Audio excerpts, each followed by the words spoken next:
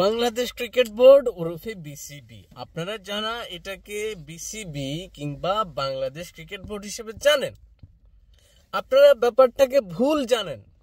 এটা আপনাদের সামনে এতগুলো বছর ধরে ভুলভাবে ব্যাখ্যায়িত করা হয়েছে, ভুলভাবে উপস্থাপন করা হয়েছে, অথবা বলতে পারেন ভুলভাবে ভুলভাবে ব্যাখ্যায়িত করা হয়েছে। এটা বিসিবি নয়, মানে আমরা যেটাকে বাংলাদেশ ক্রিকেট বোর্ড বলি সেটা বাংলাদেশ ক্রিকেট বোর্ড নয়। এটা হচ্ছে BTV, Bangladesh travel blogger group. এটাকে বিসিবি কেন বলা হয় আমি জানি না।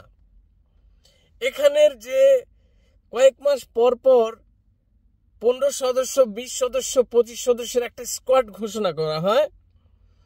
এই ঘোষণাটা করা হয় এরা হচ্ছে একটা সংগঠিত গ্রুপ, যারা কিনা নির্দিষ্ট কয়েকটা মাস পর পর বিভিন্ন দেশে ট্রাভেল করে, ঘুরতে যায়, ব্লগিং করে, সেলফি তুলে, সেখানকার সমুদ্র সৈকত, পাহাড়, পর্বত, বড় বড় 5 স্টার রেস্টুরেন্ট যেগুলো আছে সেগুলো ঘুরে দেখে সেগুলোর সম্পর্কে দেশের মানুষকে একটা ধারণা দেয়। তাদের কাজ হচ্ছে এটা হচ্ছে তাদের ফুল টাইম জব। তারা ট্রাভেল করে, ট্রাভেল ব্লগ করে, বিভিন্ন দেশ সম্পর্কে আমাদেরকে ধারণা দেয়। এই ফুল টাইম জবটার পাশাপাশি মাঝে মাঝে পার্ট টাইম তারা ক্রিকেট খেলে। আমরা এতদিন ভুল জানতাম, আমরা জানতাম যে আমাদের দেশের একটা ক্রিকেট বোর্ড আছে যেটাকে বিসিবি বলা হয়, যারা বিভিন্ন দেশের সাথে খেলা আয়োজন করে, কি কয়েকটা মাস পর পর বিভিন্ন রকম টুর্নামেন্ট খেলে, স্কোয়াড ঘোষণা করে 10-15 সদস্যের। তারা বিভিন্ন দেশে গিয়ে বিভিন্ন দেশের সাথে ক্রিকেট খেলে। আসলে সেটা সঠিক ছিল না, সেটা সঠিক নয়। আমাদেরকে ভুল বার্তা দেওয়া হয়েছিল, আমরা ভুল পথে পরিচালিত হয়ে আমাদের এক্সপেকটেশন অনেক হাই করে রেখেছিলাম যে এই দলটা জিতে না কেন। আপনাদের সামনে আমি এই সত্যটা আজকে, এটা আমি একটা বিশ্বস্ত সূত্রের মাধ্যমে এই খবর পেয়েছি, নিজে দায়ভার নিয়ে বলছি যে এটা আসলে বিসিবি বা বাংলাদেশ ক্রিকেট বোর্ড নয়, এটা হচ্ছে বিটিভি, বাংলাদেশ ট্রাভেল ব্লগার।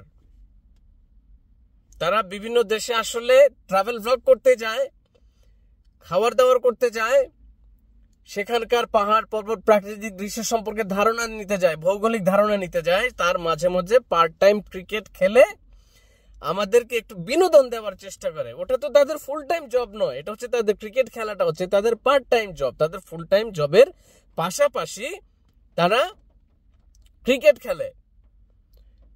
তাদের ওই ট্রাভেল ব্লগের প্রতি আমাদের এক্সপেকটেশনটা বাড়ানো উচিত, যে তারা আরো ভালো করে ট্রাভেল ব্লগ করে না কেন, অন্যান্য দেশ সম্পর্কে আমাদেরকে ভালো ধারণা দেয় না কেন। ক্রিকেট নিয়ে তো আমাদের এত ভালো এক্সপেকটেশন, এত বড় এক্সপেকটেশন রাখা উচিত নয়, কারণ আমরা ভুল পথে পরিচালিত হয়েছিলাম।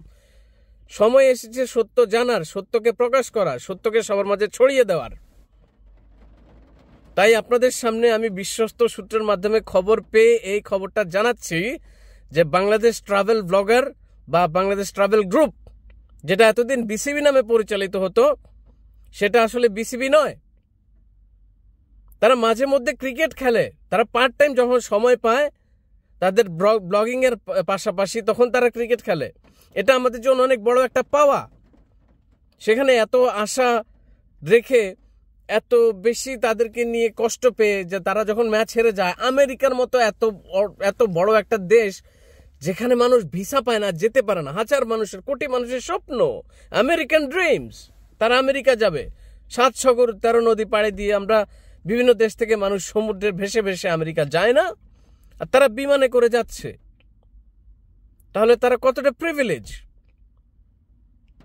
সেই ট্রাভেল ব্লগিং এর পাশাপাশি যখন একটা দেশ ক্রিকেট খেলার মতো সুযোগ পায়, তাহলে আমরা কেন দুঃখ পাই যে তারা আমেরিকাতে গিয়ে, উড়ে গিয়ে আমেরিকার সাথে ক্রিকেট খেলে আমেরিকার কাছে হেরেছে। এত বড় একটা দেশের কাছে বাংলাদেশ যদি হেরে যায়, সেটা তো তুচ্ছ মশা মাত্র। আমরা সেখানে খুশি না হয়ে, বাহবা না দিয়ে, আমরা শুধু তাদেরকে গালিগালাজ করি। যদি এটা তাদের ফুল টাইম পেশা হতো, ক্রিকেট যদি তাদের পেশা হতো, তাহলে আমরা দুঃখ পাওয়া উচিত ছিল। আমাদের এই দুঃখ পাওয়াটা বৃথা। আমরা যদি এই বিসিবি বলে যেটা জানতাম সেটা সঠিক উদ্দেশ্যটা আসলেই জানতাম, তাহলে আমরা এত বছর কষ্ট পেতাম না। আজকে আপনাদেরকে আমি এই সত্যতা উদ্ঘাটন করে দিলাম, এখন থেকে আপনারা খুব কষ্ট কম পাবেন। মনে মনে ওই ভিডিওটা একটু ভাইবা নেবেন, ডোন্ট বি স্যাড, তারপরে কান্নাগুলো সব উপরের দিকে চলে যায়। সবাই ভালো থাকবেন, সুস্থ থাকবেন, আল্লাহ হাফিজ, আসসালামু আলাইকুম।